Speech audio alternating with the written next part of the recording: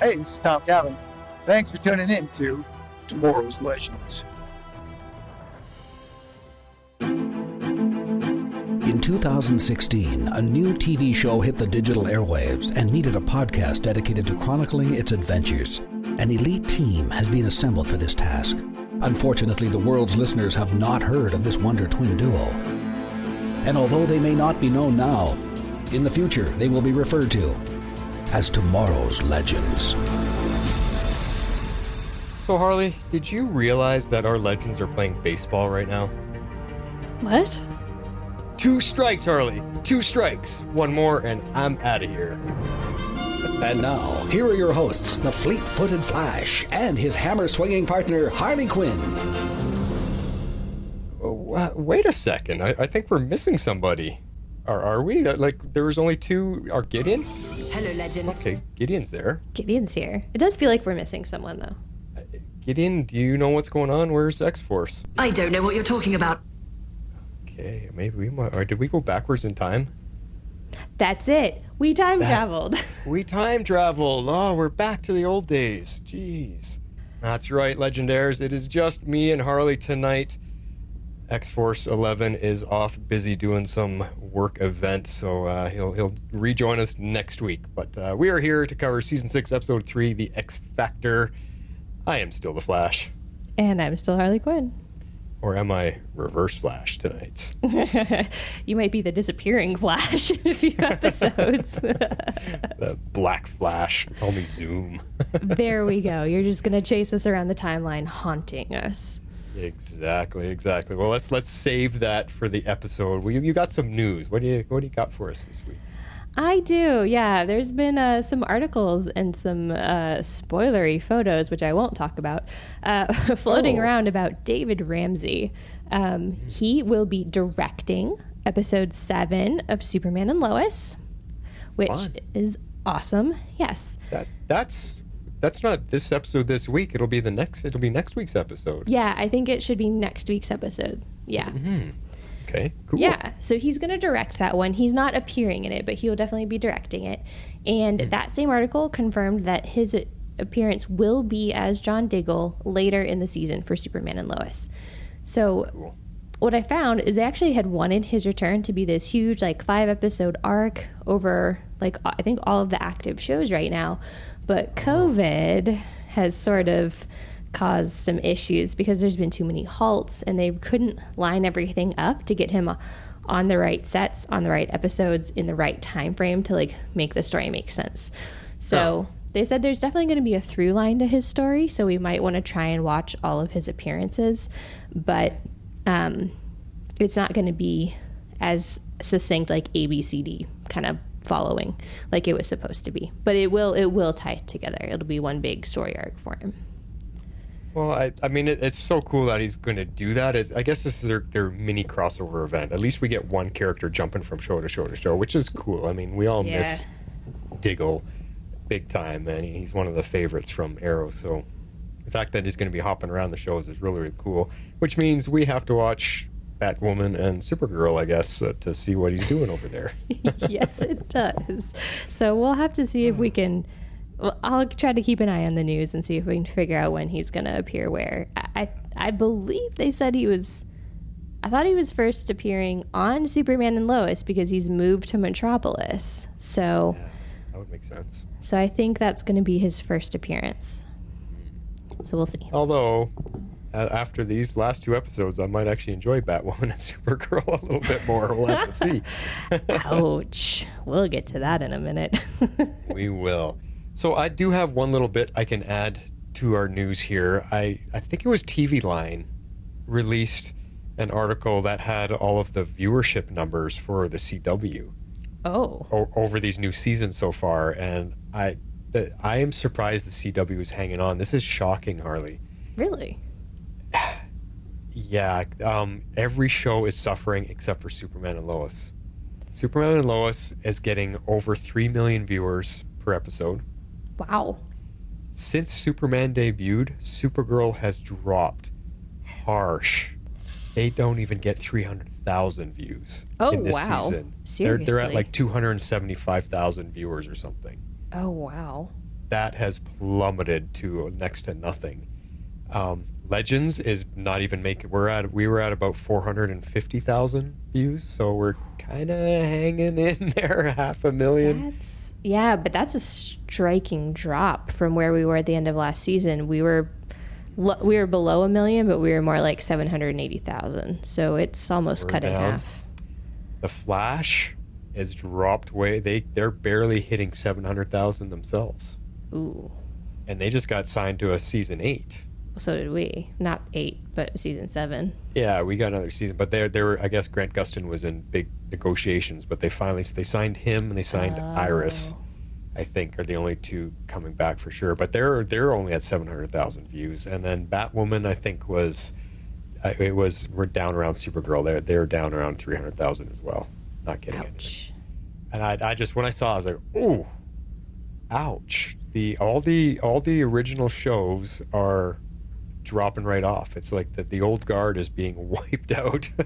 Yikes. Yeah. I was just That's crazy. I didn't think it would be that bad. I mean, I knew that viewership was down. I mean, the shows, all of them across the board, just aren't as good. They're not. Yeah, and it's except for Superman, but it surprises me because when you're looking at these numbers and you're thinking, wow, okay, Legends got renewed again.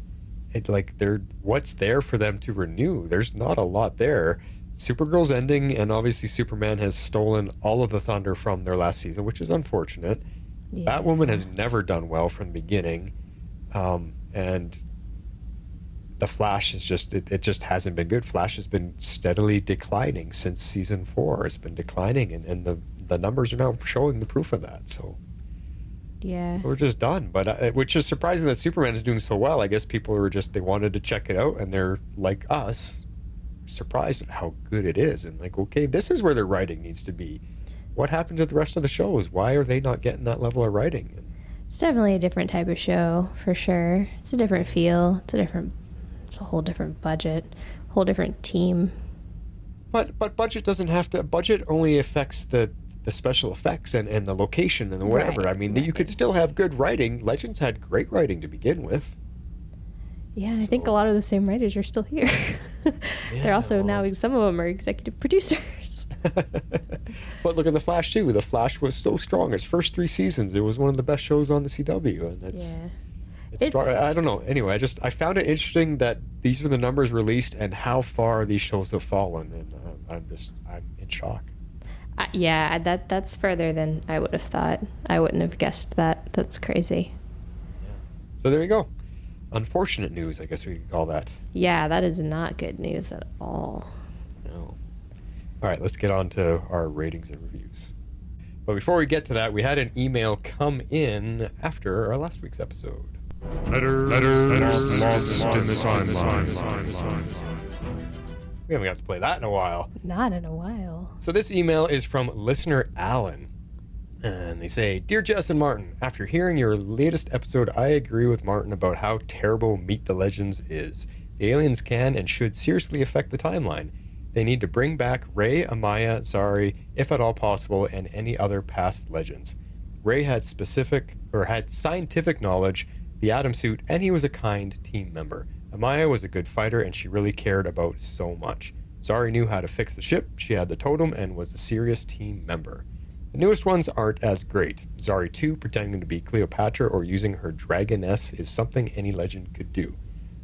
They've pretended to be other people in the past. They've also knocked out people. Behrad is a stoner and doesn't seem to do much. Astra did what she wanted, getting out of hell and trying to save her mom. At first I thought the series was going to be awful. I saw the ad for it on YouTube, then I actually watched and realized how excellent it is. On the outside, it's a dumb show about wacky people creating problems. But then you think about it less shallow than that. It's about people who are looked down on and are outcasts, somewhat like the X-Men. They have always cared more about the big changes in time than the little ones. As soon as they went into the past with Rip, they changed time. I do want the little things to affect them more, but that would be everything from Sarah getting into a bar fight to Zari getting out of her time. As much as some people think the Legends are silly, they really hate Bebo. I actually think he's not just a doll, he's a great representation of the Legends. looked down on as a stupid, ridiculous, annoying thing, they have proven that they are better than that. I see a show about people that are screwed up but doing better. So that interesting, because the email starts off with I hate this episode, and then it goes into defending the show as a whole. So yeah, interesting. Yeah, I mean, it is. It's definitely an interesting take. I mean, there's been a huge shift in the writing for sure. I mean, we're definitely, I guess, more character centric in some ways now, where before it was a little bit more like plot centric, like show arc centric, if that makes sense. It totally does, and that's actually a valid point. Yeah, they've veered away from having the big story arcs to going from episode to episode, just about what's happening to our characters. Yeah. Yep. Sort of. This season is maybe even different than that. But yeah. This season doesn't seem anything matters. They're just doing whatever. They are doing, yeah, the last few episodes have definitely been interesting. That is for sure. Yeah. Well, let's take that into our ratings. And I'm going to let you start with a positive note, hopefully. Oh, heavens. We'll see. All right. I gave this episode 7.1 interesting ways to save the world. 0.1? What kind of scale is that? Okay. So here's my logic. I think I rated the premiere like an 8.5, because it was solid and I enjoyed it. And then Meet the Legends came along. I didn't enjoy it as much. I didn't hate it. So I gave it a 7. Well, I like this episode better than Meet the Legends, but I also wasn't super engaged with it. So I'm like, I got to bump it up a little. So I gave it a 7.1. Barely a little, but yeah. So there's my long, drawn out rating system. Anyways, super complicated. Not really. But what I thought about the episode, just high level thoughts. I actually really hope that they are leading up to a bigger storyline with Sara and Gary, because I find those bits of the story to actually be more compelling, and that's what I want to learn more about. Like, we spent most of our time on basically the spoof on the reality TV, which was entertaining in and of itself for the fact that they were completely making fun of reality TV and like the super popular singing competitions. And they also kind of took this opportunity, I think, to add a little bit more depth to Zari's character, kind of flesh her out, show her that she's not just a vapid influencer. So I liked that bit about it, but it just wasn't like overall like the storyline, the storytelling. I just wasn't engaged with that part of it as much. I was more engaged with the Sara and Gary stuff, but we only had like 3 scenes with them. So yeah. I don't know. It was an interesting episode. It felt very lopsided. For sure. Yeah, I think the stories where they suffered the most, there really wasn't any story to this one. It didn't progress anything really, which is the problem. And that this one, where I agree with you is that this one is slightly better than last week. So you bumped it up a 0.1. I'm there's the word for it. I'm bumping it up a 1. I was 2 last week. This one gets a measly 3 from me. A 3 undeserving finalist, which is exactly what I thought of those singers in the final. I because it's just you and me, I've got to really bite my tongue on this one because I don't want to drag our show down. I'm going to be letting you do your best to explain where the good parts of this episode was, but again, to me, it's just floundering and flailing around. This I don't know what has happened to the writing on the show, and even the music. The first song that Zari sings, complete garbage. I think back to, I don't know if it was last season or 2 seasons ago, when they had that complete huge Bollywood episode. Mm-hmm. Massive production, hundreds of people involved, beautiful music, beautiful singing, well written. Everything was it was such a wonderful put together musical episode, and I thought we were going to get something similar, because this one is based on a singing competition, and that first song was so disappointing. Yeah. And then by the time we got to her second song, yes, it was better, but I just thought the writing of that whole, anyway, not very happy with this one yet again, and I just wish there was some story involved. And like you said with Sara, they hardly had her there. Yeah, I agree with you. In the background, I want to find out what's going on there. I want to see the planet hopping. I want to see the aliens that they're or I guess the alien boss. I just want to see what's going on there, and not just have her constantly, Ava, and like there was nothing there. There was no substance there, and it's a very empty episode. So, yeah. Let's see what kind of talking points we come up with for this one. All right. Well, I did put together talking points. Some of them are kind of just talking through what actually happened on the episode. And then I've got some fun points as well. So let's start with our team legends, since this was the bulk of our episode. And the general plot here to set up the episode, which maybe is where the problem started.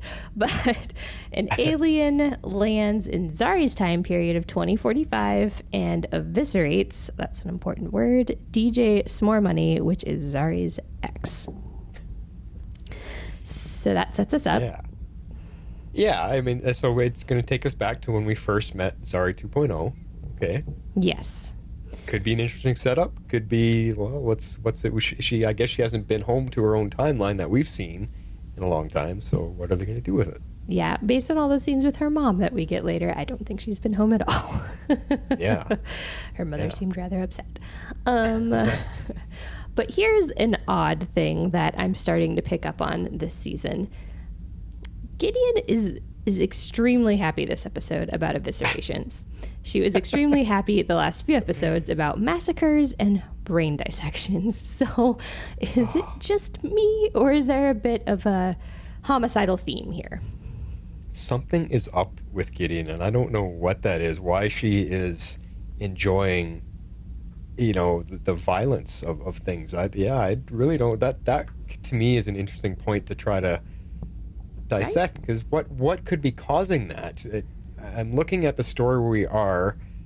Nothing has happened to the Waverider. Nothing has happened to Gideon for her to have changed that I know of, unless there's a time travel element that one of the areas they went back to or forward to affected her programming somewhere along the way, and she's a little bit different now. They haven't given us anything to go on. They're just showing us that she's different, and I have no idea what could cause that. I don't either, but I've definitely noticed a change in Gideon, so thought I'd bring it up. Yeah. I'd love this. Let's see her come back in her avatar form and see if she has anything to say. Like, can you imagine the Gideon attitude we're getting now? Can you imagine that coming out of the actress being on the ship with them? I'd be a little bit afraid she'd actually murder everybody, to be honest. She seems a little eager here. I'm just saying. Maybe she's upset about something. Maybe something's bugging her. I don't know. She's certainly something, that is for sure. I don't know. Maybe Gideon can... Is there something going on, Gideon? Negative, Captain. Well, I don't know, but she could be lying to us too, right? Are you covering something up there, Gideon? Yes, Captain. See? That sounds about right. Yeah. So we can keep tracking that just for fun. See how... We're going to keep our eye on her. See how violent she continues to get. Okay, so... Watch yourself. Uh-oh. She is unhappy with me, that is for sure. Be careful, Harley. Yeah, she's never upset with you. No, she's normally upset with you. She must not have liked this episode either. All right. All teasing aside, let's talk a bit about this competition here. Although I realize I've actually left a few things out of my notes, so I might try to add them in as we talk. The competition is called Dethrone. And this Dethrone. Yeah. And it is a 2045's version of... They called it The Masked Singer, but there were no masks. So I'm calling it American Idol. Yeah. It was a weird... Because there was no judges. It was all based on fan voting, virtual fan voting. There was no judges, so it's like... I think they just completely tried to steer clear of copying any music anything show outright. to a T. Yeah. Yeah, I think they... More American Idol than anything, I would say. Yeah, that's what it felt like to me, too. It was more American Idol than anything, which makes sense. That was like the original singing reality TV show. Now there's like a million of them. But like I said, while I didn't engage with the story because there wasn't really a story, I did appreciate the spoof on these types of reality TV shows because they're not normally my cup of tea. I don't like sit down and kind of watch these for fun. I feel like most of our audience is kind of that way since we're all into like superhero TV shows. Yeah. Well, I watch America's Got Talent. We do watch that one here in this household, and we enjoy that because it's not just singing. I get tired of just the singing. That's boring. I want to see magicians. I want to see dancing. I want to see all that. Like, let's see the talent across the board. So I enjoy that one. Yeah, I haven't watched that one. My guilty pleasure for a while was So You Think You Can Dance, but I think after COVID, I think it went off the air. But I haven't watched it in a few seasons, so maybe I just because I haven't watched it. But anyways, so like you said, it was interesting, and I kind of liked how they tried to incorporate having an all virtual audience, which we know that they had to do because of COVID. They couldn't have that many extras in the studio, but it did kind of feel more futuristic. And I like that all the voting was on Cat Chat, which is like their spoof of Snapchat and basically like every social media platform. So yes. I liked how they integrated all of that into being like one big spoof of look at how stupid America is in 2045. Because sadly, that's where we're headed, folks. Sadly, that's where it's going, exactly. That reality TV is the center of everything, yeah. It is, and it makes me a little sad. But yeah, so I definitely appreciated just the spoofing part of it. And of course, in true reality TV fashion, they assumed everything that they saw was just part of the act. So I like how like they're just like voting and cheering when two superheroes just blatantly go on essentially national television and use their powers just like in front of everybody. I was like, okay. But to the viewers in this episode, it could just be special effects. They're tuned in to their streaming or TV show. They're watching TV and they see superpowers and special effects all the time. So they would have no clue that this is actually real. If you think about it, they wouldn't know. It's a special effect. Yeah. Well, I mean, the people in the studio would, but I guess this is post-crisis where the legends are supposed to be like public figures, I guess. Oh, that's another good point. That's a good. I just now thought of that while you were saying that. But yeah, also like anyone watching probably assumed special effects if they didn't know who they were, and if they did, then they know their gig. So, but either way, it was kind of nice to see Nate steal up and Behrad actually use the air totem for something other than like flipping a burger or whatever it is he was doing in the last episode. So I liked the fight. I thought it was cool, but thought it was a little odd that they captured the alien right in the beginning. So yeah, I'll give Behrad this little bit. He actually wasn't annoying in this episode. I'll give him that because the last two he was so annoying. So he was okay here. The fact that he actually used the totem for something useful was cool, but they got to do more with the air totem. All they're doing is just blowing wind at people. They got to be a little more creative with what can be done with that. Like I liked in previous seasons where he was swinging it around and created an air shield to block bullets, protect people. I mean, let's get creative like that. It's pretty cool. And Nate stealing up, yes, of course. It's always good to see Nate steal up. But do you find it funny that every time he gets knocked on his butt, he unsteals? What? Yes. If he can take punches, he can take a freight train to the face, but he gets knocked on his butt and it knocks him out of his steal mode. I don't understand that. I don't either. I'm with you. I don't quite get that. Come on, Nate. Maybe his butt's the sensitive zone. I don't know. It blocked his concentration. I don't really know. I have no good answers for this. I agree. It's a little strange that he falls down and immediately unsteals. It's a little odd. It can handle anything else. Yeah, exactly. So. Yeah. But hey, we saw it, which I didn't think we'd have budget for with all the alien stuff happening. So that was cool. Yeah, they definitely got a little increase in their budget, and it seems that it's at least sticking around through the beginning of the season. So I don't know where it came from, but I don't know. Well, we'll stick with it and see where they go. All right. So they capture this alien super early. So I'm like, okay, this can't be it. Either we're hitting another alien or something is about to happen. And something was about to happen. So apparently this Lord Knox fellow has more advanced technology than the Waverider, I guess. So they tried to contain him with their force fields, and he just sort of aims his gauntlets at it and It's like he hacked it and like overwrote it. Is kind of what it felt like to me. But this alien guy, this Zox, whatever he was, that answered our question from the trailer that we now saw who this was because we were hypothesizing. Is that a character in a suit? Oh, what is that? Yes. Remember? And so it is just an alien in a spacesuit. And once we get, I don't know if you have that later in the notes, when we get to the end of the episode, we see what he really is inside that suit. Yes. No, we can talk about that. I don't think I have any other notes about that, so we can chat about that. Let's chat about Lord Knox. He's the one I forgot to put in the notes, so this is a good transition. Well, it's a full-on suit, but it's actually a robot because he's just this little tiny 2-apple tall Smurf-size alien inside the head. Yep.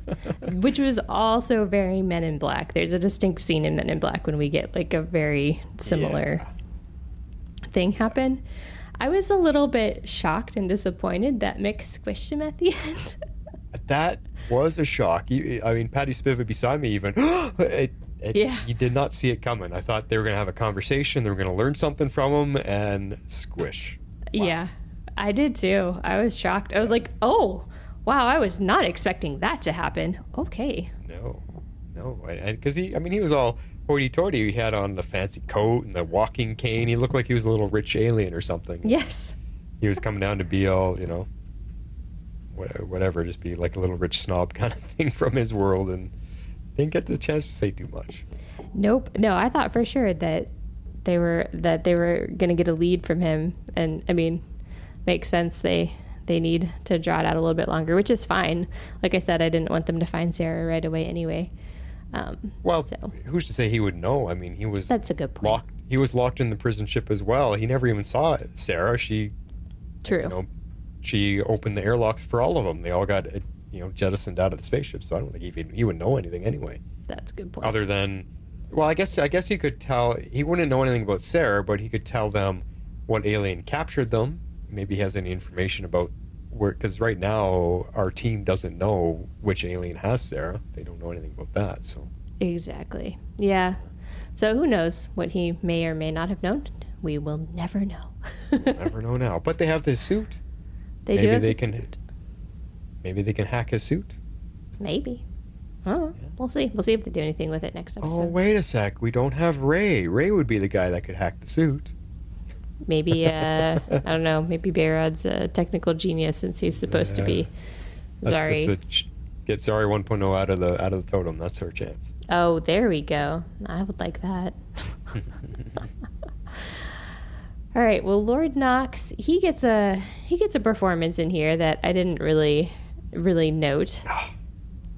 What did you think about that one? You didn't like that one either? Really, because we do know American Idol, we do know these shows, and I watch America's Got Talent. That performance would not even get you close to the final. I'm sorry. Really, the writing for the music in this episode was so poorly done. They could have done better to make way more creative songs, not just. I mean, and the fact that he's a robot, we don't see his mouth moving. It's just a robot dancing around doing the robot, and it gets lost on you real fast. There's nothing to connect to, nothing to really watch. Really, it was an empty scene to me. Yeah. Okay. I was just curious. Well, I think that's pretty much it with him. There's not as much left to talk about. So he looked cool. He had a cool sounding voice through the robotic suit. So that's true. I agree. They created a cool looking suit. I'll give them that. Yeah, they did. They certainly did. It was, it kept me guessing. I wasn't expecting the little alien guy to pop out, so they got me there, that's for sure. It was very Cylon looking from Battlestar Galactica. That's what it reminded me of. I didn't get into BSG. Not my cup of tea. But, okay. Well, while we're talking about performances, let's roll into Zari's, because she has 2. So, I'll start out with performance number 1. I thought that it looked cool, but I was definitely with John and you, Flash, on this one. It's not my style of music at all. I didn't really care for the song. It turns out to be a very interesting way to save the world, since we had to defeat Mr. Lord Knox or whatever. But yeah, it was lacking. That's all I'll say. It was lacking. Yeah. So, yeah, I mean, it was okay. It looked cool. I liked the dress, the little butterfly wings. I mean, that was kind of a fun touch. But other than that, yeah, not a wasn't overly enthusiastic about the first performance. When you've got Tala Ash, who we know can sing, and like I said, go back to that Bollywood episode where she was on fire. Do better for her. Let her showcase herself here, not this little. I don't know what this was. This was like YouTube performers do better than what they had here. So let her open up. Let her actually legitimately spread her wings and sing and perform. And they dropped the ball on that song. It was awful. Yeah, it wasn't great. That's for sure. Now, I actually liked the second performance. I felt like it was more my style. We get to have John kind of joining on the guitar, so I actually enjoyed that because it was more of a rock feel for me. I'm not a pop music kind of person at all, so definitely that first one, there was not a high probability I was going to engage with that one. But I actually liked the second one better. I thought she did a very good job with singing it, and then I liked the rock flair that they put on it at the end. It was better. It opens up with her getting to use her voice a little bit, and I like as the music started kicking in. I think it lost it for me when the entire band joins them on stage and they really start rocking out. And I thought, man, that the song took a turn. It got worse as it went on. I liked the opening half of it. It was really, I thought, okay, this is better. Now we're seeing her sing, and I like when John first comes in and he had the look. I liked his look. Finally, yes. Constantine in a different outfit. And it suited him. He looked like a really cool rocker of the future, and he playing the guitar just suited him. I thought, oh, this could be awesome. But then he starts singing, and it just wasn't a well-written song, I think, as it went on. But yeah, it was good scenario for most of it. Yeah, so definitely that one was better. The competition, of course, got a little tense, but they won in the end. So, yay, we saved the world with a song twice. Voted on by virtual fans, yeah. Definitely an odd way to save the world. I mean, if you look at the alien robot, he came here to find the king and take over the Earth, and he decides the only way to do that is by entering the singing competition. He sees that this is Earth's way of deciding who the king is, and I guess he doesn't understand. So he thinks that's the way to do it, and wants to. And it's a weird kind of funny concept that an alien decides, I can enter this competition and take over the world. Oh, well, I lost. Okay, hats off to you. And that's what he was coming down his little elevator from his robot. He was basically subjecting himself. Okay, you guys beat me, and fair and square. So you win. Let's chat. Yeah, no, it was funny. I definitely think Ava and the Legends probably had a small part in convincing him of that, because I mean, he just saw a king, and that's probably how his world functions. And so he's like, king, oh, okay, so this is the ruler, great. And so we originally see him kill him, but then the Legends step in and stop him from killing him straight out. So they have to explain to him the competition, like, oh no, this is how we win this throne on Earth. You have to sing about it. And he was like, that's odd, but okay. Well, then he's like, I'm downloading all the greatest performers of your planet, and I'm going to make a voice out of that. And then the voice that he used, I'm like, what? That's not a compilation of all the greatest voices on the world. Come on, that sounds like Justin Bieber or something. Like we could have had a really good voice to when they make it up that he's downloading all the best singers in the world. Then give us a good singer, because that wasn't a good singer that ended up coming out. I didn't think it was that bad, but I mean, it probably could have been better. But it did still have to be kind of in the like robot-y. I guess it wasn't like too robot voice, but still. Anyways. Remember Reverse Flash here tonight. Yeah, no, I know. I know. So let's move on to something I know for sure that you'll hate. Not that I'm in support of this, but just like, hear me out here. So the whole thing that goes on this episode is between Zari and John. They're clearly both very into each other. They both want more, and they both don't want to admit it to the other person. So we have all of this will they, won't they drama throughout the entire episode, which thankfully, come with me here, they cleared it up. They stopped it by the end of the episode. Now, could there be more relationship drama? Yes, but at least we don't have to deal with the will they, won't they drama. So I'm fairly certain that these two characters can be like, do the happy puppy love thing for at least a few episodes, not be super annoying about it. Because if they were trying to do the whole like, oh, I love you, oh, I don't love you, and they were just like at odds with one another for a few episodes, that would have bothered me more than just shoving them into the relationship and getting it over with. That's kind of, I'm like, fine. Get the romances out of the way. I'm on page Ava. Team Ava, whatever.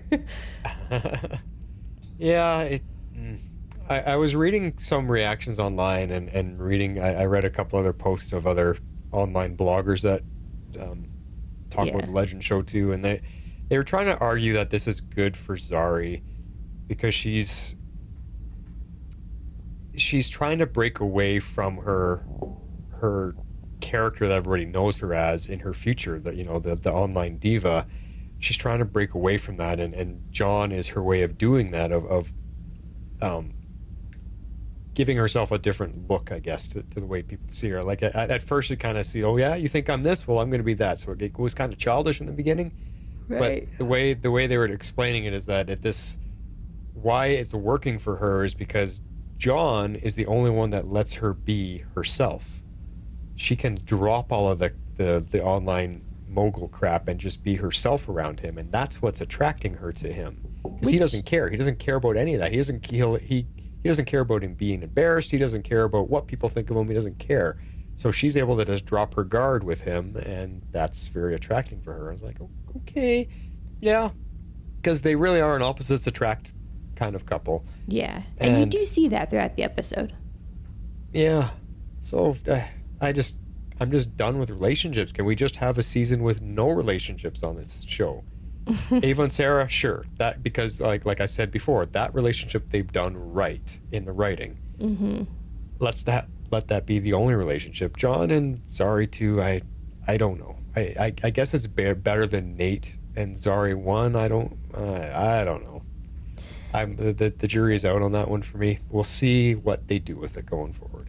Yeah, I mean, we'll just have to see what they do with it. Like I said, I just don't want all of the drama. So while it was very pronounced in this episode, I was glad that it came to a resolution at the end of the episode. Even if the resolution was, hey, we're going to try this out. I'm like, okay, fine. At least it doesn't have to keep going. Yeah, I'm with you there. Yeah.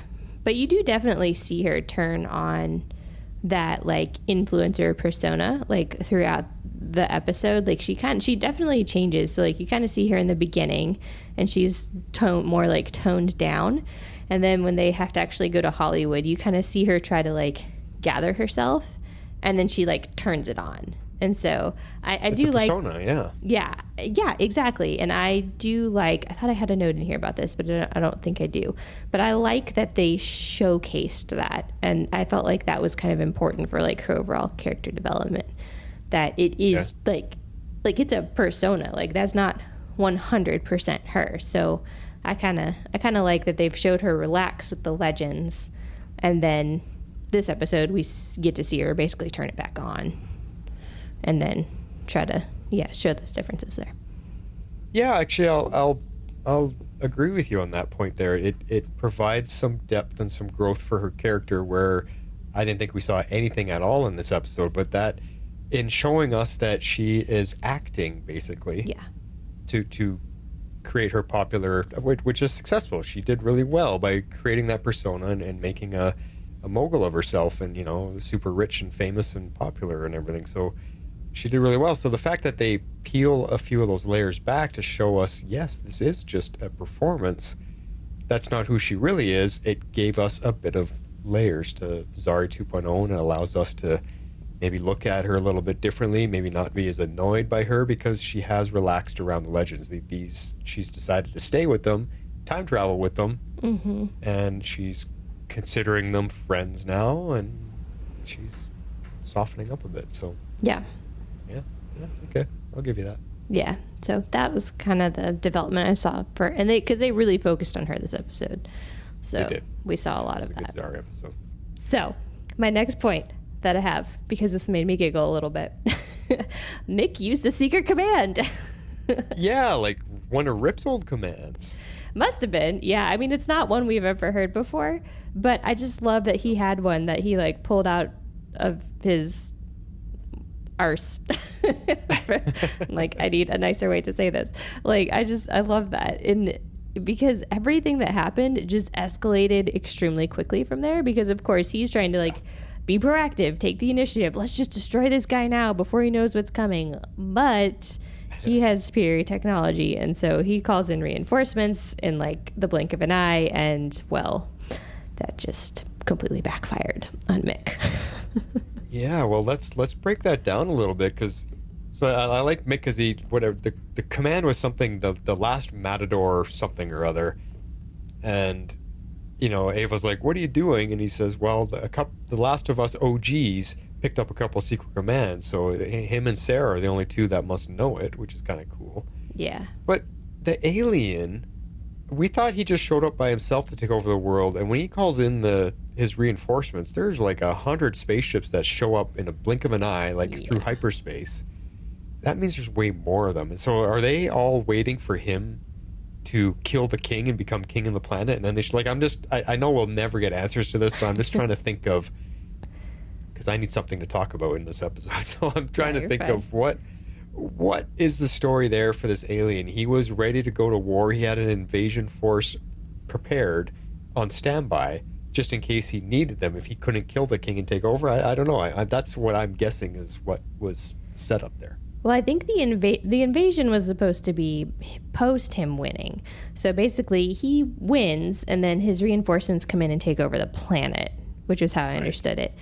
Okay. But when they escalated first and basically tried to like kill him dishonorably, he's like, oh, yeah, that's not happening. And so I think he called his reinforcements early, because that's what he was threatening to do on the Waverider, when they convinced him to join the competition, because that's how they fight on Earth.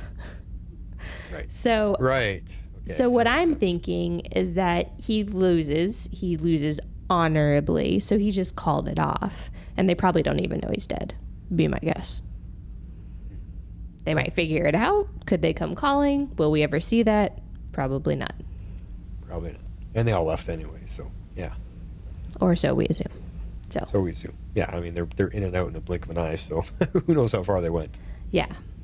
So who knows? Cool. Okay. But yeah, that's what I kind of took from that, if that helps. All right, so Mick actually, by the end of this episode, at post-killing Lord Nox, he does actually come up with a plan to track down Kayla, and I actually thought that was smart thinking on his part. So I was like, yay, okay, good. Like, smart Mick is back. Mick to the rescue. I enjoyed that. He had a bit of a blunder earlier. He's clearly still upset Sarah's gone, but he took a step back, got some perspective, used his brain, and has an actual plan. I was impressed. Yeah, and that's the kind of writing we need from Mick, to show that he can help the team out. He can be the leader when he needs to, when they can't figure something out.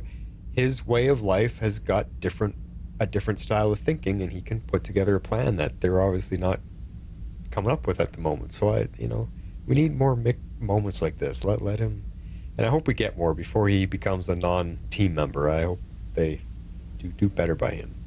Yeah, I have high hopes for him this season. I still do. So we'll see where they go with it.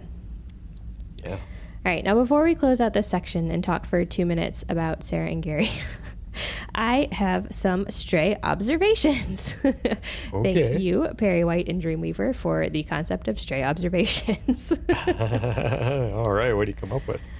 First of all, I literally laughed out loud when John set the s'more on fire. It just made me giggle. Okay. Yeah. I found it funny. Well, it's what's the word I'm trying to think of? Symbolic? Yes. I enjoyed it. I was also a little impressed that Barad sort of used the air totem to knock DJ S'more out. He beat Nate and John to the punch, which isn't something that normally happens, because he's like a pacifist and blah. Yeah, and that's, I agree with you. It's cool that he did something, but it's the writing for him, he's completely different this episode than he was the last 2 episodes. So what are they doing with him?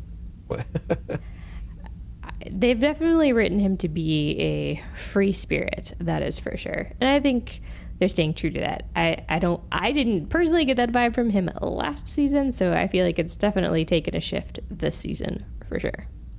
Unless, like, we know that they bring in different writers all the time. Like, they hire someone to come in and write an episode, and that person comes in not knowing what the heck has happened so far, and they write it. And that's why we got such different character angles, I guess, or direction. I don't know. Yeah, it's strange. It was just very different. I would prefer this type of Bayrod than what we got the last 2 episodes. Yeah, for sure. No, I'd agree. Yeah, for sure. I haven't tracked each of the writers like season by season, but I think that one of the writers on this episode was a pretty seasoned Legends writer. I mean, I stand by it. They've just way changed the tone of the episode. Yeah. Or the episode of the show. So I don't think it's that we necessarily have new writers. There's definitely some inconsistencies, but I think that's more because they've completely just changed the way the tone of the show. Right. But I don't know. It'd be interesting to look and see the writing staff. Interesting. Okay. And then the last one I had was until he actually said something. I had no idea Nate was actually impersonating S'more Money at the end there during Zari's second song. I was completely surprised when it was his voice coming through the s'more after the half naked guy ran on stage. Yeah, you're right. I had no idea either. In fact, it took me a minute to clue in that it was him. And when I saw him wearing the full white tux kind of thing, I was like, oh, that was Nate? Okay, I had no idea. Yeah, I didn't either. So, well, that's so all funny. I had for that, which was pretty much the entire episode. So we have a couple points on Sara and Gary's storyline. Cool. All right, so the first thing we learn here is that Sara it looks to be poisoned by the Amelia Earhart alien. I actually was hoping we'd get a little bit more there, but we didn't. We sort of just see her struggle throughout the entire episode, admittedly slightly inconsistently, and it just gets worse and worse the more she sort of exerts herself until the end of the episode. I'm guessing she's going to turn into whatever Amelia Earhart became. It's the infection. She's slowly changing on the inside to become whatever. That's my guess, unless it's just slowly killing her. I don't know. But I have a feeling she's changed. It's zombie. I'm just thinking of zombie-style virus. Yeah, or, dude is going to save her. So let me skip to my last point real quick, since I literally just brought him up. This is another new character called Bishop. And so I think it's called I'm pretty sure this is Bishop. And he to me, he's the one that Gary was actually talking about. So I had a crazy off the wall theory last week that maybe it was Gary, but it's not. So it sounds like this guy is the one who's trying to collect the most powerful people in the universe. That's what I'm thinking. Yeah, and I was with you on the Gary guess, because that would have been fun. But that would have been fun. But who's this Bishop? He looked like a human. So is he human, or is he an alien that just looks similar to us? Who is this guy? We didn't get anything about him, really. No, not yet. They just very briefly introduced him. So I think we'll get more next episode. I did not do any internet digging. I'm sure that there is some stuff out there about this character, but I personally didn't do the digging to find out. So from what we know from the brief scene in the show, I just made some assumptions, although I do know that is the Bishop character. So, I mean, I don't know. Is he alien? Is he human? What is he? I don't know. Yeah. Remains to be seen. My guess is he's going to cure her, because he was collecting all the powerful people and he wanted her. So I'm assuming he wants her alive. Yeah. Maybe our listeners have some theories about him. They usually do. They usually have answers that we don't, so we'll see. That's true. But before we move on, we can't leave this episode before we talk about the Ava clones. The one point that I was actually excited about in this episode. So I dug this. Yeah. I like that they brought back the Ava clones. It absolutely killed me that Gary ate a bunch of them because that's like literally his worst nightmare. He like worships Ava Sharp, and he unknowingly just ate like 5 of her clones and was like, why do you taste so good? Like, it should be so hokey, but I literally laughed. I thought it was so funny. Well, let's explore that for a moment. Where are we? We're somewhere else in the galaxy on a planet. We don't know what the timeline is. Yes. How are there Ava clones there? This is an excellent question. I don't know. Okay, because I want to connect it back, because Ava's from, do we remember the year that she's from when we picked her up? 21 something? It's not too far in the future, yeah. So not too far, but far, way outside our lifetimes. So does that mean wherever Sara is, it's also in the future? This is where I want to make the connection, because how do the Ava clones get to another planet out in the galaxy at a possible different timeline? And why are they there? And what's the, because they all showed up in spacesuits. We didn't know what they were at first, but right. They all showed up. So did this alien bishop guy collect them as well? Oh, most powerful women? I'm going to grab a whole bunch of the same one to be my guardians or something, or my police force. Possibly. Yeah, I don't know if we're going to get more of that or not. I would be really upset if they just threw this in as a little bit, here's a quick connection, and boom, they never come back to it. Because we have been begging for the clone story to come back. We have. I hope they do more with it. I really do. Because I feel like they've set up the fact that Gary and Kayla have been time traveling, because they had Spartacus and they had Sara, both from Earth, but both from very different time periods. So, and Gary knew what to do. Like, he knew how to open up a wormhole and all of that stuff. So I'm with you. I think maybe there's some time travel involved. Okay. I mean, who better to make up a police force than a whole bunch of clones that are trained specifically for that purpose? That's a kick-ass police force, yeah. I just want them to come back to it. Don't just tease us. I know. Explain it. Give us that storyline. Let's have our Ava find out that there was some clones wherever Sara is, and let's dig into that and have them go back to Ava's timeline and we got to stop the factory. We got to stop producing clones or whatever. I don't know. She goes back and meets her maker, maybe. I don't know. We got to figure it out. I want more there. I really hope they give us more there. Because that is potentially deep storyline for her to have to explore her past of where she came from, and the would she look at the clones as her sisters? I don't know. I'm on this clone thing because right now I'm watching Star Wars Bad Batch, and it's all about clones and Star Wars. So I'm on this thing. There's so much they could do with Ava's clone storyline, and I just wish they would. There is a lot they can do. I agree with you. I really hope they explore it more. I really do. I don't know if they will. I don't know. We'll just have to see. Yeah. Hopefully. All right. That brings us to our favorite scenes. Here we go. Shape out an eagle. Which one should we do first? I don't know. Which one do you want to do first? Let's go chronological. I think my song comes before yours, does it not? I didn't pick a song, but yes, I do think it comes before my scene. My song becomes for your scene. Yeah, I'm just gonna. It was hard for me to find something that truly stuck out for me. So just the second song that Zari sings, we got to hear her voice a little bit, and like I said, I liked where it slowly kicks in with the music. So I only got a small clip. I'm not going to play the entire song because it's too long. But part of the song, we just get to hear Zari sing, and I know a lot of our listeners like listening to Talash sing. So we're going to do that. You spurred my natural emotions. You make me feel undirt, and I'm hurt. And if I start a commotion, I run the risk of losing you, and that's worse. Ever fallen in love with someone? Ever fallen in love with someone? Ever fallen in love with someone you shouldn't have fallen in love with?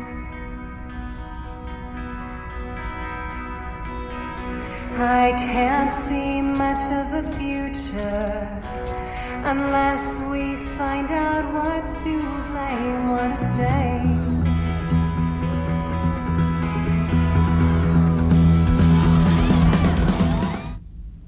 There you go. Then it kicks off. So it's just nice. Nice to hear her voice again. I liked that song. Yeah. It was better, okay. a lot better than the first one. Oh, but it leaps and bounds. Yeah. I didn't like the first one very much either, so. Which was good. There you go. What's your favorite scene? I chose Ava confronting Mick. Ah, that was truly the only really good scene. Yeah, it's was. good stuff. Here it is. Mick, we need to talk, okay? What, are you gonna shoot me? What the hell is wrong with you? If you were kidnapped by aliens, Sara would have found you by now.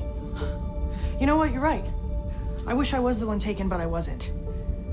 And I am sick of your bad attitude and your drinking and your lack of personal hygiene, okay? What would Lita say? She's at college. That's great.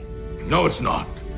She never returns my calls. When she does, she's always whispering, or she's at some party and there are boys in the background. Mick, just because Lita's busy, it doesn't mean she doesn't love you anymore. Okay, it just means she doesn't need you. But I need you. Sarah's missing. Okay, it isn't just hard for you. So get yourself together, okay? Or get the hell off my ship.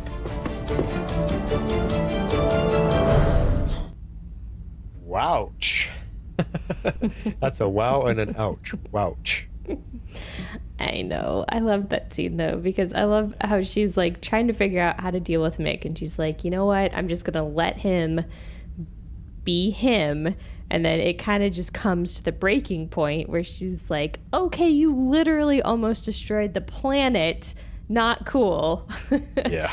And so she figures out how to stand up to him. I liked it. I thought it was enough of I'm sick of your stuff attitude with a little bit of compassion thrown in. So I enjoyed the tactics. It was good. And you can't. Mick does have a strong point, and it's hard to hear. He does say, if you were the one kidnapped, Sara would have found you by now. That was an ouch comment there that I'm sure hit Ava hard, and that's where you saw the emotion come out. But she also has strong points. Like, you pick yourself up, buddy. You stink. You're rotten, and you're better than this. What would your daughter think of you now? And it was a good scene for Ava to stand up and take charge, because when she says, "Get off my ship," the look on his face was like, "Oh, yeah, okay, yeah." So good on her. Good scene. All right, that takes us into our feedback. Let's do that. Don't keep it to yourself now. Come on, baby, talk to us. It's feedback, yeah. See, now that could have won the sinking competition. That is pretty good, I must say. All right, well, let's kick it off with, guess what? Somebody is missing, but not really missing. X-Force was able to send in feedback as if he went back in time himself. Here he is. Hello? Is this transmission coming through? This is X-Force 11. I had to procure the jump ship off the Waverider to run some errands and bring hope to my home community. So here are my thoughts about this episode, The X Factor. I am still more invested in the Sara and Gary storyline, but this week was a little more crazy legend style, more like what you're used to, and a little bit better than last week. I am a little unsure that I particularly like what they're doing as far as the way they're writing Mick, but I'm interested to see where it's going. All right, those are my thoughts. I'll be back on board the Waverider next week. Talk to you later. X-Force 11 is out. I love the hesitation in his voice to not say anything too harshly, but try to get across the feeling that he's not entirely sure of what they're doing. I know. As usual, he's my echo. So. Good stuff. Yeah, we're missing you this week. I'm sure Harley's really missing you because she has to deal with me all on her own. But we've had some good conversations. I'm trying. I am. It's very noticeable. Your effort is appreciated. Well, I gotta respect you and respect the show and respect our listeners. I can't come on here grumping all the way through. It's just no fun for anybody. I know, but I know it's tough. All right, well, that's awesome. Next up, we got Dreamweaver. Again, I like to list these in the order that we receive them, because then you guys can have your own little competition who's first in the game. So Dreamweaver came in second. Here she is. Hello, Flash, Harley, and X-Force 11. Dreamweaver here with feedback for Season 6, Episode 3, The X Factor. And this is coming right after the episode. I'll be filming all day Monday, so no time for a second watch for deeper thoughts. Okay, I'm giving this 7.5 toasted marshmallows. Much more enjoyable than last week's episode, and had a few pretty good scenes, but this was still a fairly average episode. Definitely felt like a popcorn ep. The premise was actually fairly believable in this day and age, being dubbed a leader or ruler because you win a competition or just because you're a celebrity.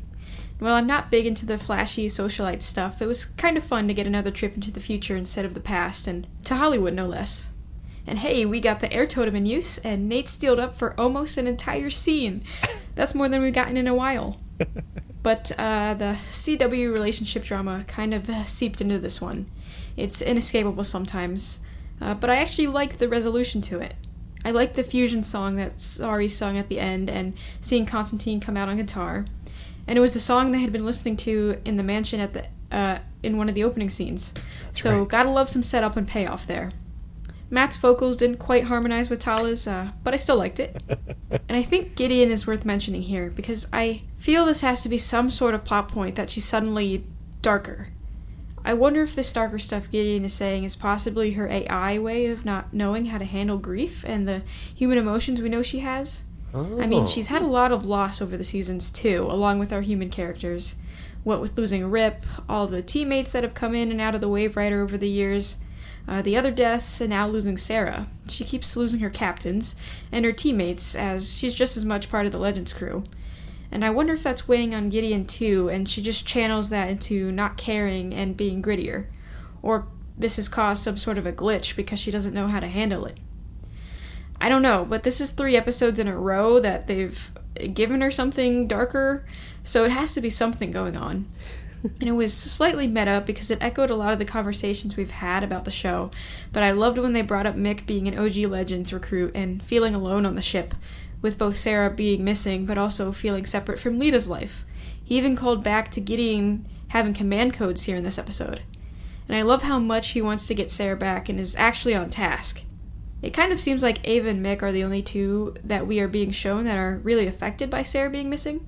And I would like to see how the other members of the team are handling it right now too, you know, give it some more weight. And listen, Mick was talking a lot of sense this episode.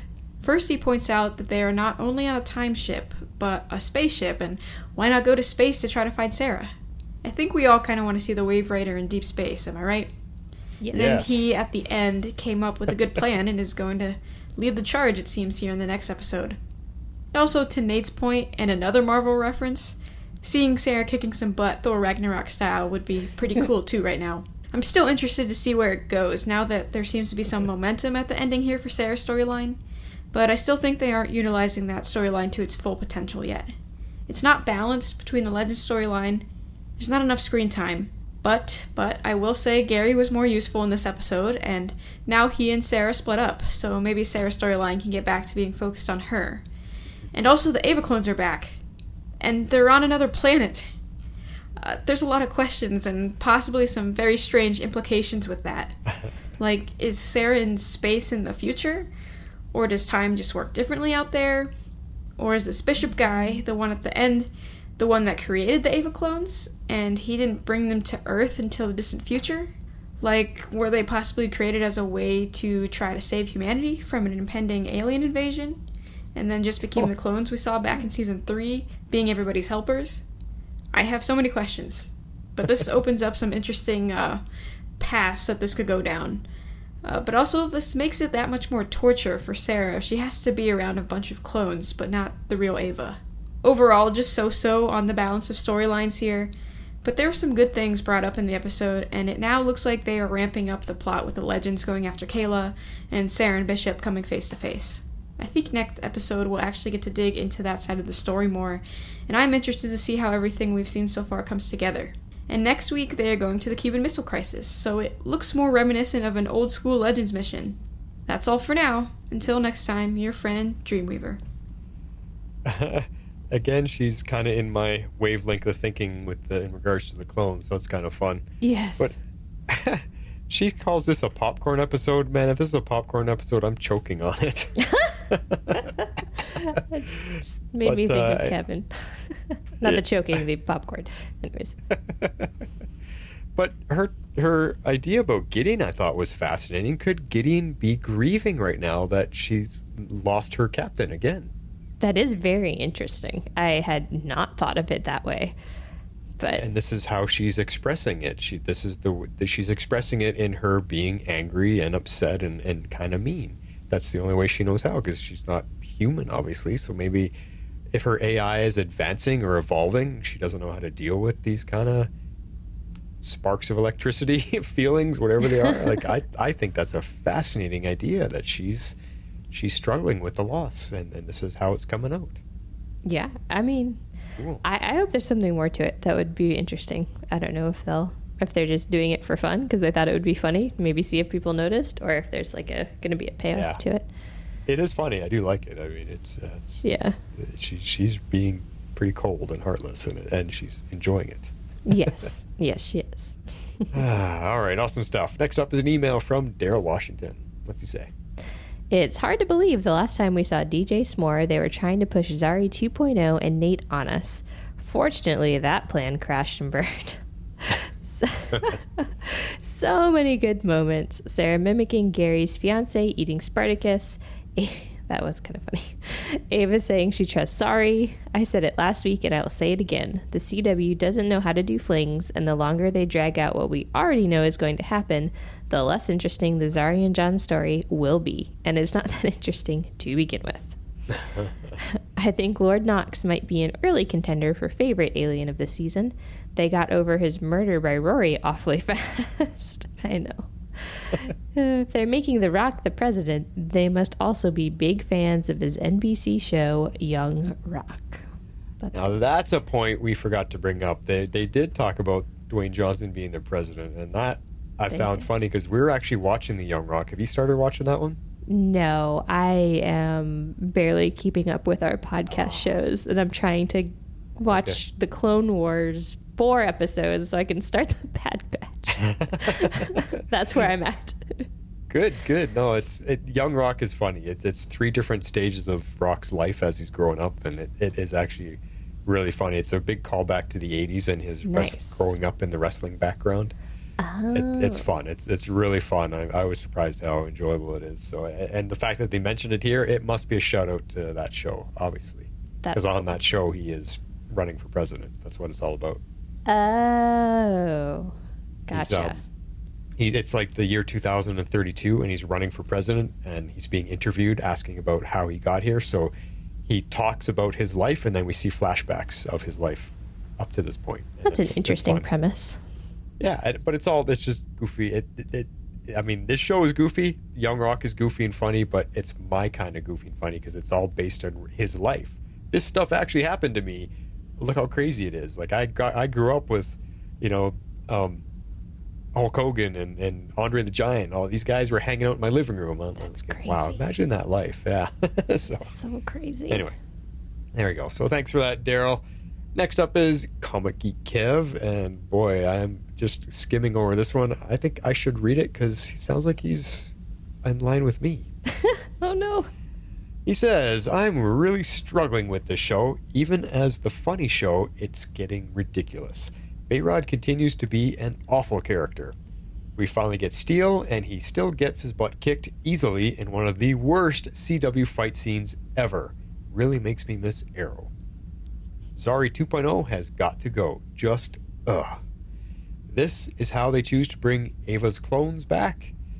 The effects of the alien ships were weak, and the entire singing competition, I can't even begin to express how awful that was. I just don't have the words. ... I don't know who the guy at the end is supposed to be, and I couldn't care less, except that Sara is in the scene. I feel you, Kev. I feel you. I'm struggling to find anything positive in this episode besides the mere existence of Katie Lotz and Gary. Galen isn't awful in his real form. Oh, okay, that lost me there for a second. Like you combined Gary and Alien. That's Gary hilarious. and Alien. Yeah, I really got some Galen. Did I miss something on that in this episode? All right. Galen isn't awful in his real form. Someone should tell the showrunners that an actual original idea wouldn't kill them. They've gotten really derivative using plot lines from other shows and movies and leaning too much on pop culture. At times it's painful to watch. A little of that goes a long way.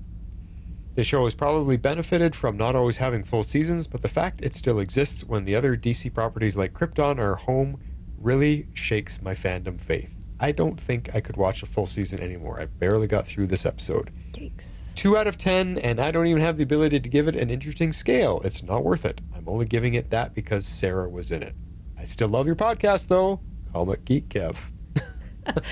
Well, I stand corrected. Someone will watch an episode that they hate and still listen to our podcast about it. Well, I'm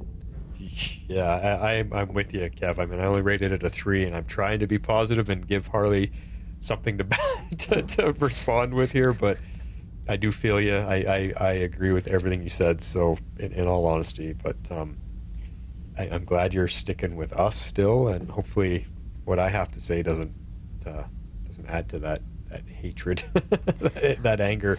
I know. Well, I feel you. I really do. I know. Well, hopefully we were able to find like some points and some interesting things to talk about that if I could get Martin engaged in talking with it, hopefully you found that interesting too.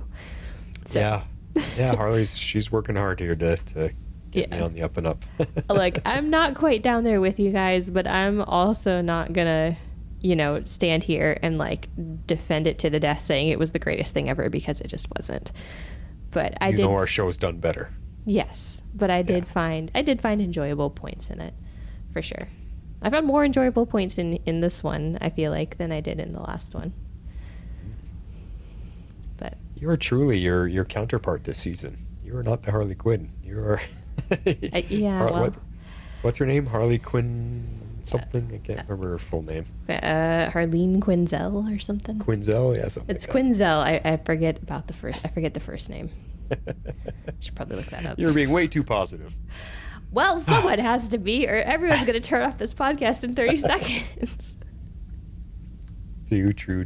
Well, let's hear from our last friend, Perry White, who I guess kind of made his deadline. He came in last, but I guess the deadline he met because it made it on the show. So way to go. Made it on the show. Here's Perry White. Hello, Flash, Harley, and X-Force 11. It's your dogged journalist here, Perry White, with feedback for The X Factor. Let me just start off by saying there were so many things that I wanted to like about this episode. But if I've got to give it a rating, it's hard for me to get it over the Mendoza line. I'm feeling like a 5 or a 6 at the most. Let's start off with why I thought I would like this episode so much. First of all, it started out by going to 2045. I mean, obviously, you're a time travel show. You can sort of get your kicks by going to moments in the past that sort of we're familiar with and can sort of play around with that a little bit. But it's also a welcome experience when you get to go to a future that the writers get an opportunity to sort of paint their own picture, and they can sort of almost do whatever they want. So going to the future, I just thought that I was going to absolutely love that.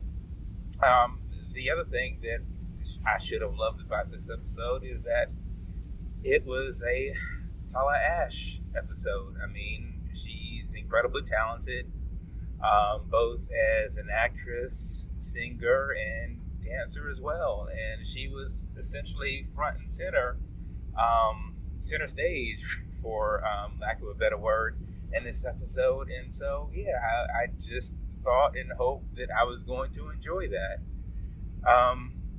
Another thing that I thought that I would love and appreciate about this episode was, obviously, we had an opportunity to explore more of Mick. I mean, after he sort of disappeared in the third act of last episode, I mean, this was an opportunity to sort of visit with him and see what he's been up to.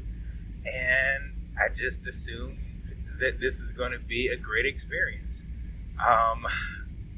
All of those three things being said, it just fell flat for me. It just didn't work.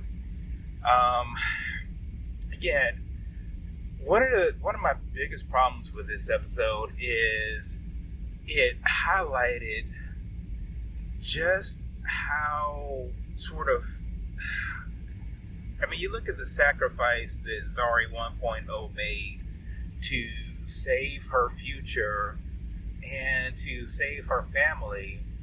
And what do we get when we go to 2045? I mean, it's like a superficial sort of future with basically reality television sort of leading the way. And I'm like, so you mean to tell me that Zari made this incredible sacrifice to save this future? I mean, a future that does not on its face seem to have any redeeming value whatsoever.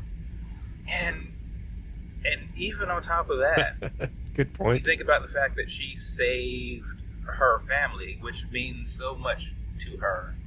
And it just exacerbates the fact that since she saved her family, you would hope that it would be Zari 1.0 who gets to realize her saved family and get to spend time with them. I mean, Zari 2.0, I mean, I know what the narrative was about, but basically she seemed like, for the most part, she can hardly be bothered. I'm like, Zari 1.0 saved her family just so that Zari 2.0 could ignore them. That hurt, man. That really hurt. Let's see. Going back to, again, going to the future. I thought it was going to be something that I was going to enjoy. But what do we get in this future? We get essentially a tired sort of game show that's supposed to be set in 2045, but looks like it's right at home for the most part in 2021. I mean, I don't know that there was anything that was incredibly innovative or new about it. Sure, it looked great. The production value was fine, but what was it really? And I'm, in full disclosure, I'm not like a big fan of reality TV shows, so this just didn't hit with me well at all. So I just thought it was a wasted opportunity to show what the future is like.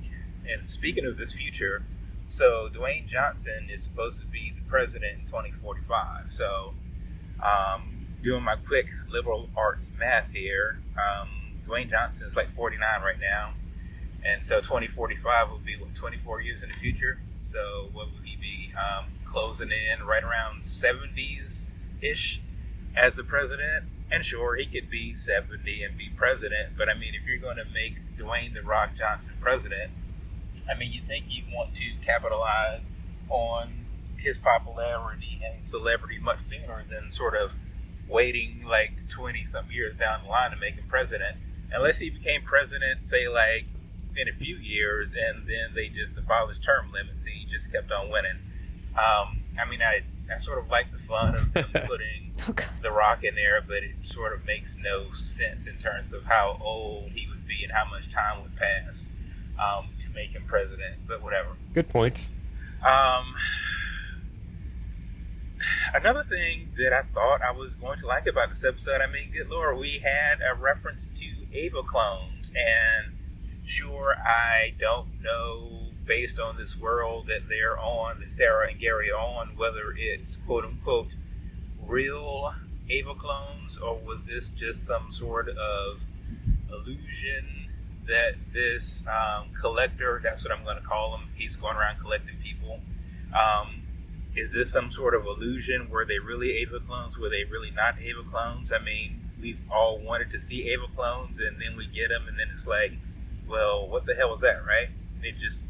just didn't really go anywhere. And then we get the reveal of apparently the big bad for the season.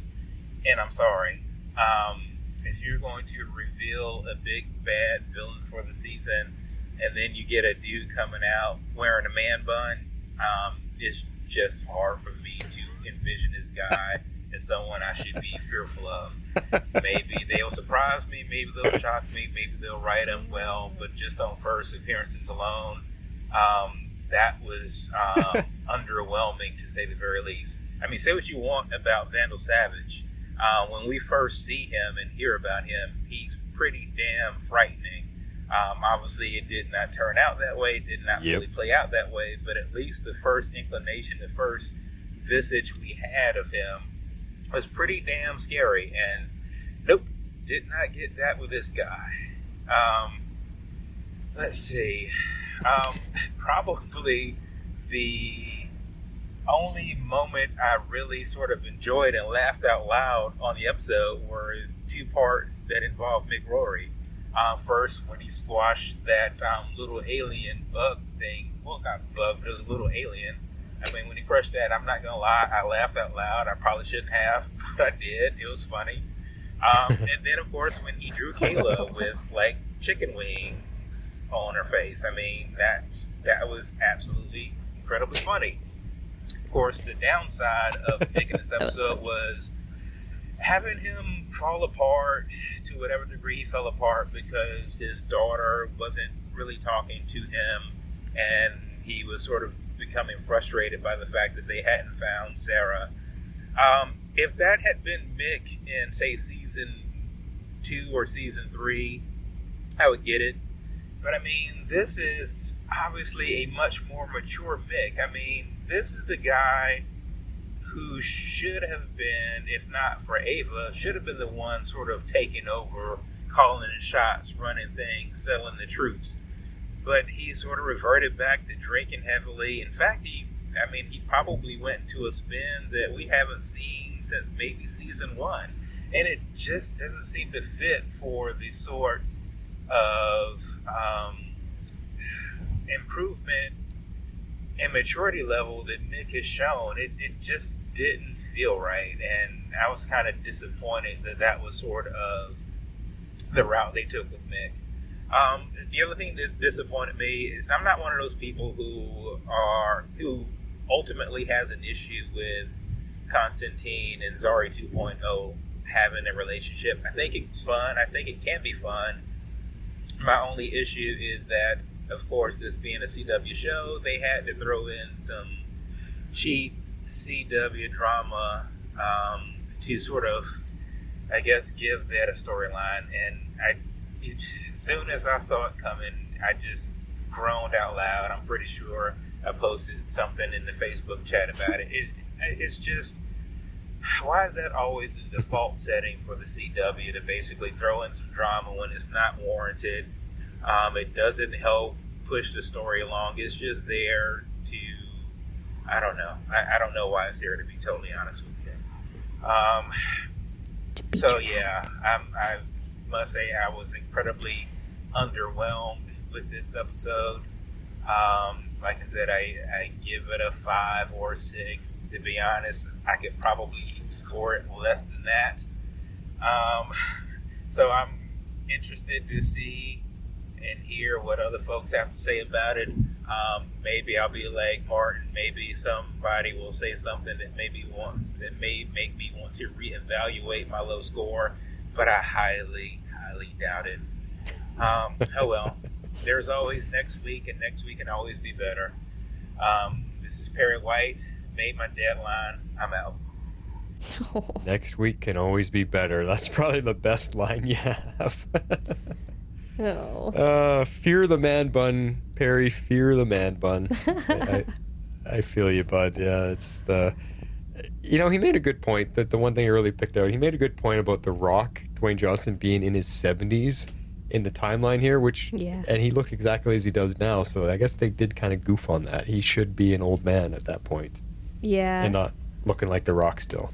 Yeah, probably not. They probably should have aged him a little bit. I do agree that I think that was a valid point. I mean, no, he had a lot. I mean, he had a lot of good points. When you don't connect with the episode, you don't connect with the episode as you well know, and Kev knows. So I'm hopeful I found a few things to maybe bring it up for some people, but I don't expect to like change anybody's mind. I'm not really trying to. I just didn't want to sit on a podcast episode and totally bash it. So yeah, I mean, you had a couple points worth diving into, which made it better for the conversation. So that's good. That's all right.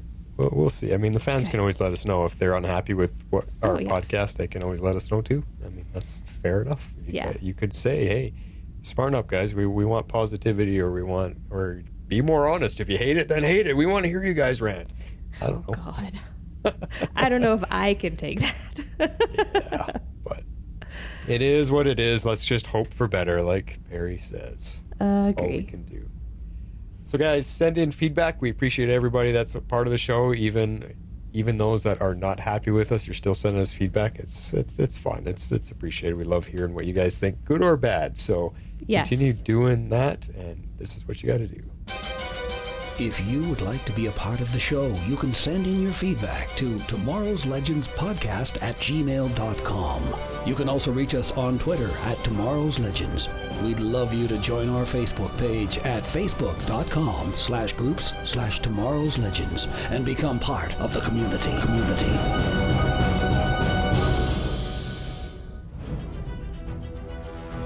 Yeah, I'm looking at the clock, and I cannot believe we got almost an hour and a half out of this one. We had a lot of feedback. We did, yeah, but just the two of us, and I really didn't have a lot to say. I just can't believe that much got out of it. That's crazy. As crazy as this episode was. Well, it'll be interesting to see if it makes it the full hour and a half. So we had a few stoppages. Yeah, we'll see for sure. Shh, I pulled back the curtain too much. Well, all right, everybody, that's all we got for you guys this week. The only thing I can remind you of is that Harley did mention it. She's trying to catch up to watch Star Wars Bad Batch. That is what I got going on The Mandalore. 3 episodes in so far. It's a lot of fun. If you guys are interested at all in Star Wars, check it out. It's a good story. Yes, and don't forget, Superman and Lois returns probably the day you're hearing this, May 18th. That is true. Yeah, Tuesday, May 18th, Superman returns. And you have 2 days for the deadline. So if you're watching Superman and Lois and you're sticking with us, you have until Thursday at 7 p.m. Eastern? Yes. Okay. 7 p.m. Eastern. I think that's what we decided on officially, 7 p.m. Eastern. All right, there you go, guys. We'll talk to you guys soon. This is The Flash. Signing off. And this is Harley Quinn. I'm out.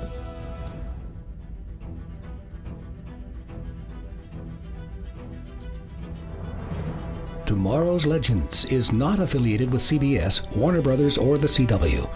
We're a fan-made podcast for entertainment purposes only and are part of the Cybercast Network.